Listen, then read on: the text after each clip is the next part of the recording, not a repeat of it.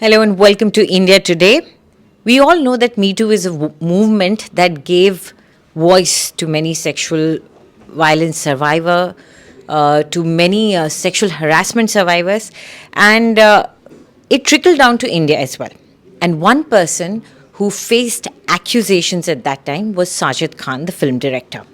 But now many feel that his acts are being whitewashed by giving him entry into a platform in prime time on some major channel in a reality show which is seen all across the country. And this has raised concerns among a lot of women. I do have with me the entertainment head from India Today, and we would like to understand why is it that Sajid Khan's entry into Bigg Boss has become such a big issue. I mean, isn't it obvious? Like, you're basically giving him a platform, like you just rightly said, pretty much whitewashing whatever he has done. See, I'm not saying that everything that is said about him is 100% true. I'm sure there is like some element of exaggeration. Maybe all of the cases that are, that have been reported against him, or all the accusations are not accurate. But it's not a one-off case. There were like several women, 10 women I think have come out, and like models, actresses, his own assistant director. There's a journalist who had come out and spoken up against the things he said to her, the things he did to her.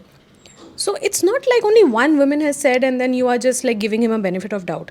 By bringing him into the Bigg Boss house, you are not only giving him a platform, you are essentially allowing him an entry into all of our households. We are the ones who are going to be consuming Bigg Boss. People like us, families sitting at home, national, matlab, like on prime time television, they have no option but to not watch Sajid. Like, if there is a movie, if he works in a movie, I can choose not to watch it because I don't endorse what he does. But if he's on Bigg Boss, I will anyway have to watch him. I have no option. I can't close my eyes. It is a huge deal. You are basically alienating the women who came out. Bring them into the show so that they can share their thoughts. Maybe you're bringing in Sajid, who is accused, and none of the accusations have yet been proven wrong. By the way, it's still on. Like, it's subjected to being proved. Okay. I'll request our viewers if they could also express their opinion about what they think about it, whether they feel that Sajid should be removed from the Bigg Boss house or he should be given a second chance in his life at redemption or whatever. So you can comment down below in the comment section, and then we're going to take your comments as well. And if you want to ask something, we can take your questions as well. But Nandita, I'll request you to maybe switch on your YouTube, if in case we are getting some messages, we can pick them up and we can actually address them right now. But another thing that many people are saying, and there are some cine associations that have also said that, is that his actions were taken into account. He was punished. He was allowed not to work for 1 year. He had to get out of Houseful 4. He was a director in that. He had to bow out of it, and he has paid his penance. So let him work and let him earn his living. This came from one of the cines. Yes, exactly. So what do you think about that? No, I'm not saying that मतलब उसको इस तरह से उसकी हालत कर दो that he doesn't get any work or he has to sit beg on the streets. I'm not saying that, but that doesn't mean that you give him a platform where where his actions, whatever he has done, is just forgotten almost. Bigg Boss will go on for months together, 2 months, 3 months. He's going to be involved in more controversies. That is the nature of Bigg Boss. Suddenly, everything that has happened since 2018, when the cases started coming out, accusations against him started coming out, all of those things are just going to be forgotten. The new stuff is going to take over, and people will suddenly feel that, okay, maybe what he did was fine. Maybe he has a voice. I'm not saying that he doesn't have a voice. I'm just saying that anybody who is accused of such a crime is a culprit until proven guilty. So you do not give him a platform until then. I do have a different take on this. I do feel that when you bring him in a situation like this where he has a opportunity to give his side of the testimony without being cross questioned. So here we have a national platform which will amplify what he's trying to say, and whatever he says, there's nobody to stop him and say, "Oh, are you sure? But what happened after that? Did you do that? Did you?" So there's no one who will be able to counter him. That is my biggest worry. Whereas if this entire thing would have his side of the story would have come out in, let's say, a legal platform, say a police station or a courthouse, then there would be questions asked. So that is my biggest worry, that here he will get an opportunity to just state his side of the story with no questions asked. So do you think that this was quite intentional from the show producers to do something like that? I honestly think so, yes, sadly, because there is a nature of the show. Bigg Boss as a show thrives on controversies, and there are fights, and then there are, then they make up, and then all those, like, it's something that we have seen over the years, every season. If this was the intention of the makers, to introduce a controversial character, it's not that Bigg Boss has not had controversial characters in the past. No, they've had their share. They've had their fair share, and ridiculous things have happened inside the house. Like, I'm not going to take names, but everybody knows. It's just a Google search away.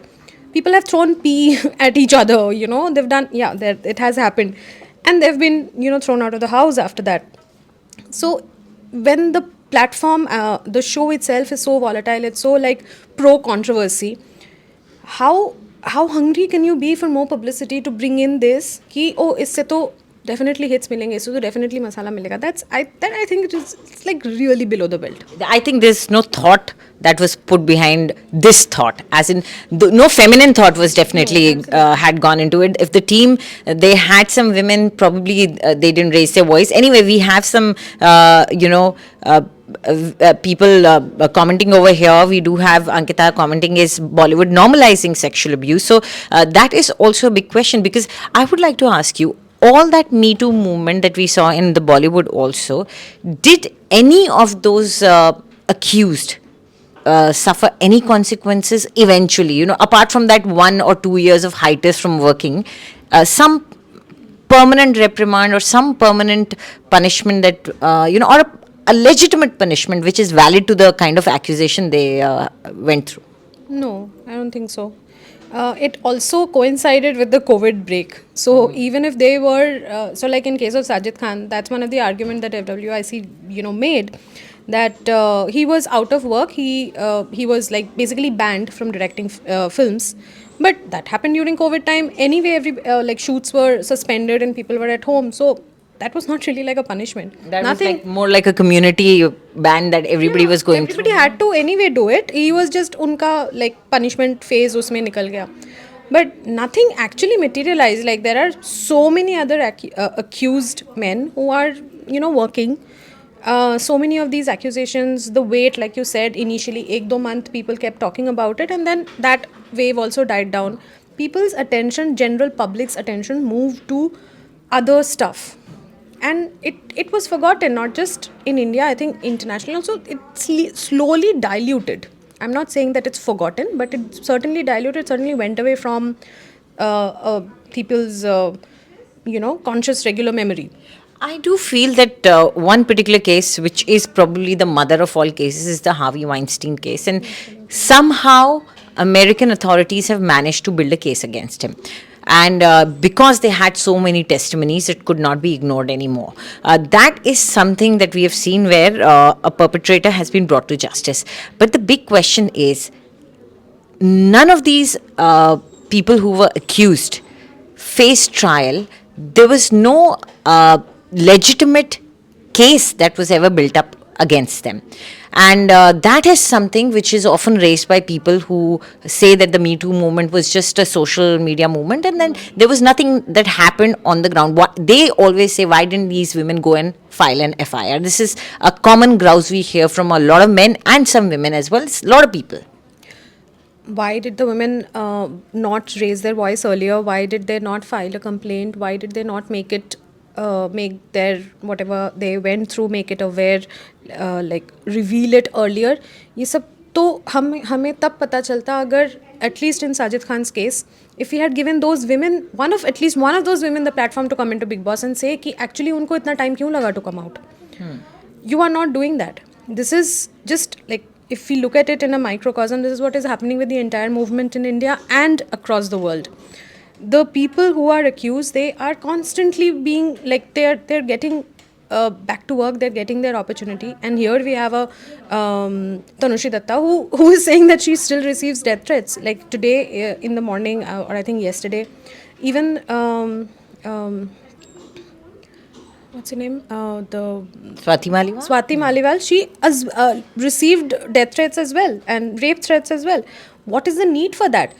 It may be true, it may not be true, it may lead to that or not, it may just be empty threats, but why at all? She is a woman who's raising a voice, and she's not even part of that. Yeah. She, has to bear the brunt of it, because that's the psychology.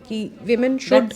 That's be the put in public that. mindset. Yeah, That's that is public what- mindset. Let's take a few messages that have come in, a few comments. Kumar Sharma says, is it legal to be part of a television show if there is such a trial case going on someone? Well, Kumar, that's exactly what we were talking about, that sadly, there is no case going against him. There is nothing legal. There are no legal proceedings against him, and that gives him the right legally to be part of anything. But morally is what we are raising a question about, isn't that? Yeah, absolutely. Like in the like you mentioned, the Harvey Weinstein case, Sajid could have been an equivalent to that here, because there were ample testimonies. There could have been it could have been taken to the next level, where a case could have been filed. There could have been a proper fair trial where everybody would get an opportunity to speak up. There would be investigations, and then we would come to a conclusion whether he's a predator or not. But right now, he is guilty until proven innocent. Okay. We have Anurag Singh, who has said that should Bigg Boss be boycotted to send a strong message to Bollywood? Okay, this is a tricky question.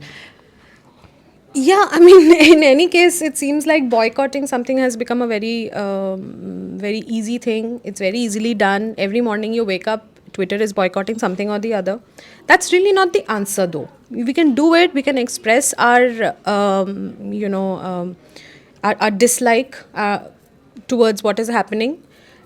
But it's not going to it's not going to benefit us or the whole cause. I think a conversation is very important in this issue. If there is someone who is doing something that upsets you personally or your sensibilities, it should be put out in some form. So if you have a social media handle or something, if you create a little bit of a noise over there, I think that really makes a difference. We've seen that just by having a lot of noise on Twitter, it has impacted a lot of things. It could be that the producers become aware of it, if there is a Twitter trend going on. Anyway, I feel voicing that is very important. Now, coming back to the whole episode of Swati Maliwal, the Delhi Women's Commission's chief, writing and asking Anurag Thakur to take action on it. The surprising thing is, right now, in the Bollywood, there is no such formalized way of providing any kind of help or remedy the situation in terms of if you hear some issues of harassment. Or is there, like we have Vishaka guidelines, or are these things actually applicable in Bollywood as well? Because it seems to be a very unorganized kind of a sector. It is unorganized in that sense. Certainly, there is no Vishaka guideline for them. But there are, over here, I'd like to mention again, since it is related to Sajid, I think it would be relevant. When in 2018 the cases started coming out, the accusations started coming out, Jia Khan's sister had come out with a post where she had said that Sajid Khan had harassed Jia Khan as well. Jia Khan was then under contract working on Houseful, the movie that she had shot with him. She had signed the contract, so she was contract bound, and these are her words, Jia's words, which her sister tells us, Karishma, that she would come home and cry and say that I am contract bound. If I break the contract, I will be sued. Oh my God. But if I don't break the contract, I will be harassed. I will be asked to take my clothes off. I'll be, subjected to like a lot of other stuff. So this is the space we are operating in. Even if there is, like, morality is the only thing that we can ask over here. Like a little while ago, we received a question which said, is it legal even for somebody like this to be on television. We have that's not even the space. That's too far away. First, though, we have to fix this. There should be a guideline, but it's so difficult to organize this. Ki one clause cannot be applicable to everyone. Plus, different people work with different production houses. It's not that just one body. They can ask a certain guidelines to be implemented, but each production house will have their own like workarounds and stuff. And it's also about he said she said, right? At the end of the day, how do you prove it that something like that even happened? If something of that sort was happening with Jia Khan within a room with just her and Sajid in the room, I mean, the only way she could have proven it is if she had shot it, like if there was a video footage of that showing that, okay, this actually happened to me. Otherwise, though, Which is very unlikely. It's unlikely. Nobody will actually do that, right? It's not a sting operation. Also, you're not expecting it. You're not When expecting it comes and hits you, it's like a ton of bricks and nobody's expecting it. Yeah. And of course, it comes with associated shame, which you associate with yourself. That is the sad part, because women, with their conditioning, tend to believe that I brought it upon myself. But the fact that you say that she was bound by a contract and that's why she could not get out of it, that is even more surprising. This is literally, binding the person, hands bound, legs, feet bound, and mouth taped up, and then she can't do a thing about it. It's literally like that. But which is what is the reality for a lot of these actors who try to come from humble backgrounds and then try to make big, like the quote unquote outsiders, as we call them. Yeah. That's a term that many people dislike, but it's true. Like, not everybody has a godfather, so to speak, within the industry to support them. If they do, maybe things would be different for them. But there are plenty more who will never have that kind of support. So then who do they turn to? Absolutely. It's quite shocking, in fact, that, this thing about Jia Khan, it's quite shocking for me. But it is a sort of a collective duty of us as a society, of us as women, and of course, these filmmakers and these show producers are part of this society. And they need to also contemplate on the fact that their actions could impact a society, and how. Because there might be people, young boys, who might think what Sajid Khan did is not wrong because he's getting some sort of a legitimization from the makers of Bigg Boss. So that is something that I think as women we would appeal to most of these show producers, that please look into it. If there are enough women who are raising their voice, do listen to the women, because we also have a voice. I think what's worse, like apart from young boys getting this idea, I think according to me, what would be worse is if young women would suddenly realize that there's no point in raising your voice because nobody's there to listen to you. This is what's going to happen. That is scarier. So It's better to keep mum. They might get that idea. Anyway, you don't keep mum.